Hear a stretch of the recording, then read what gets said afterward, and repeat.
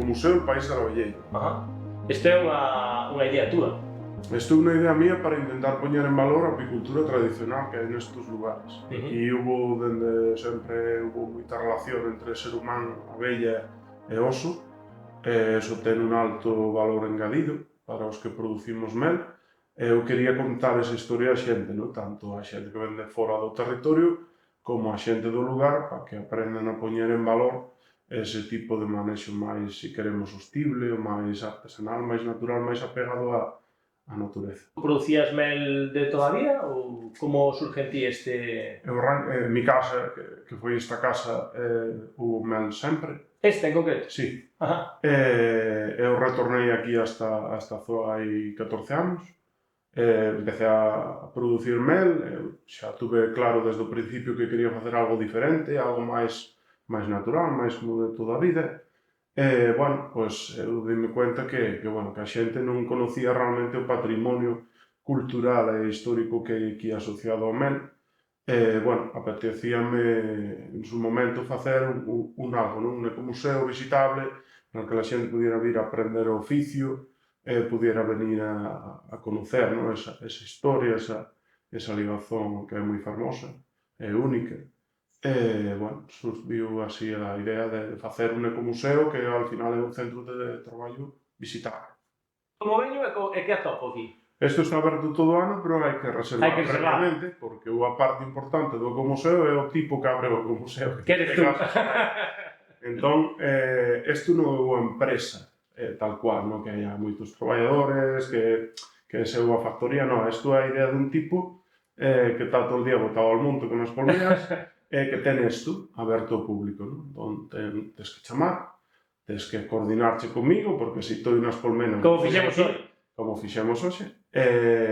Simplemente, pois eso, fago 4 tipos de actividades. Fago o que é a visita do museo, propiamente dita. Fago roteiros botánicos. Facemos unha visita ao xardín de polinizadores que temos con a Asociación Corripa e fago catas de meles. Entón, según o que che interese, pois xa preparamos a actividade de 1 hora, de 2 horas, toda a mañá, familias, etc. Xa me preparo e xa quedamos, pero non temos un horario, vamos decir, non é un lugar público que teña unha persona fora do oficio que te enseñe isto, non, sino que é o tipo que fai a mel o que te enseña como fai a mel. Como fai a mel. Me imagino que é moi interesante para colexios, por exemplo, para que os nenos entendan tamén como chega un bote de mel á casa. Si, eu recibo moitos escolares, e logo tamén rapazos de formación profesional agraria, universitarios, xente un pouco que... Porque hai unha cosa máis que o mel, que é o territorio, que o paisaxe, que a conservación da natureza. Entón, é moi estimulante intentar defender a produción, neste caso gandeira, ou agrícola gandeira, compatible con a sostenibilidade. É unha oportunidade tamén para intentar vivir no rural e conservar o rural, e dignificar o rural, que é unha meta, creo que un obxectivo que temos os moitos que xa estamos invirtindo aquí, traballando aquí, peleando por isto. Creo que falta un pouco de orgullo, de decir, pois non somos máis que naide, pero tampouco somos menos. E iso a xente nova é moi importante recordarles continuamente, porque ves moita xente con ganas de querer invertir, pero a sociedade sigue dicéndolles que o éxito de verdad é se vivir en unha cidade. E hai moita xente que, ao mellor, sería máis feliz en un lugar como este facendo algo que lle guste. Que te fai feliz a ti aquí, que lles contas a eles para animalos a que se veñan? Eu estou intentando cambiar as cousas. Eu estou intentando conservar a natureza. Eu estou intentando que a aldea que naceu mi padre, meu bisavó, sexa mellor que cando eu cheguei aquí. Eso é tremendamente estimulante. Estamos reconstruindo Corripas, estamos reconstruindo muros de pedra seca, de aquí xa sale un soldo, un posto de traballo. É increíblemente estimulante que te chegando aquí xente de toda España, xente do estranxeiro, a ver esta aldea, a ver este lugar, a ver esta maneira diferente de producir, e é moi estimulante, moi bonito. Sintes orgullo, non? Sí, claro que sinto orgullo, porque de alguna maneira aquí a xente de hai 30, 40 anos dixeronllos continuamente que o que eles sabían facer, o que eles sentían a súa cultura non servía, non valía. E agora é darlle a volta a todo.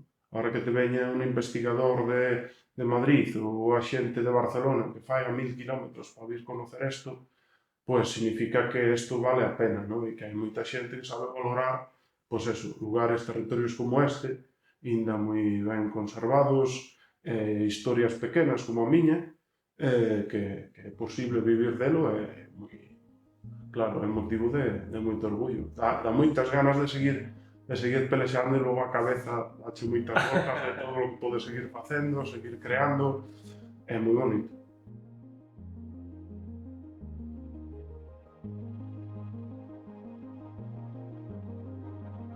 Donde estamos exactamente? En que enclave estamos? Estamos en unha aldea, en montaña, a mí gustame moito a palabra aldea, porque na aldea había aldeanos, e o aldeano non era unha persona sin cultura, sino todo o contrario, non era unha persona ligada ao territorio, non sabía ler o paisaxe, ler a montaña, ler os recursos naturais. Estamos nunha aldea de montaña, na que vivimos 4 persoas, que se chama Pena da Nogueira, que pertenece a Nogueira de Muñiz, e fai raya con Asturias, eu son asturiano. Esta aldea como parroquia sigue siendo de Ibias, de Asturias, e administrativamente depende de Nogueira de Muñiz. Entón tamén é moi bonito pisar o territorio para que a xente vexa que quando tú vas caminando por un camín, a raya esa que nos pintan nos mapamundis no cole non existe. Entón, al final, daste conta que al final é un paisaxe hermano, porque non hai diferencia realmente entre o paisaxe que pode haber en Ibias, en Ancares e aquí, non é? Mesma vegetación, mesmos animais, e al final todos compartimos un territorio común, non? Antes tenías que relacionarse con a xente da aldea, e ahora a aldea é moito máis grande. A aldea ten que ser a comarca ou a zona, porque xa vamos quedando menos xente polos povos e temos que axudarnos los unos aos outros, mandarnos xente los unos aos outros e traballar como a gran comunidade que somos.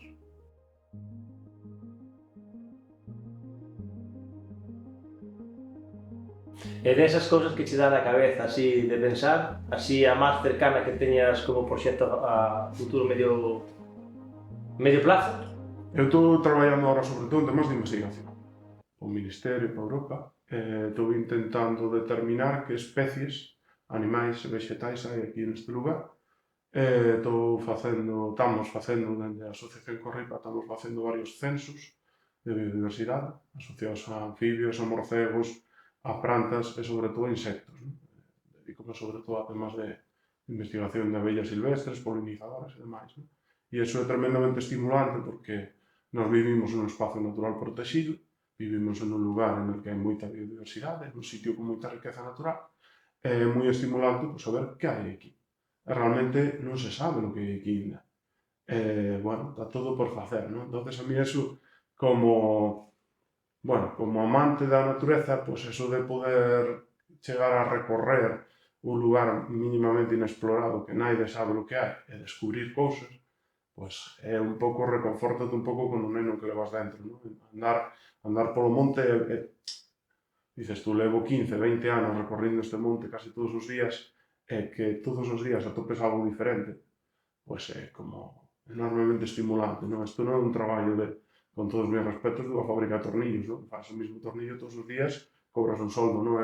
Isto é un lugar que podes ver como un lugar cheno de aventuras e de oportunidades. É un camiño para ti. É un camiño bonito de realizar, non? Sempre atopas xente que sabe máis que a ti en algunhas cousas, que te enseña, xente que quer vir a aprender de ti, é bonito porque ao final compartes pasións, compartes conocimientos, compartes amor ao respecto á natureza, non? E hai moitísima xente que sabe valorar ese tipo de cousas, incluso comprando un tarro de mel, un tarro de polen, a xente sí sabe e quere valorar ese tipo de cousas ou de maneixos máis a pequena escala, non? Que creo que é unha das grandes fortalezas que podemos tener nestes territorios. Intentar facer cousas diferentes de maneira diferente.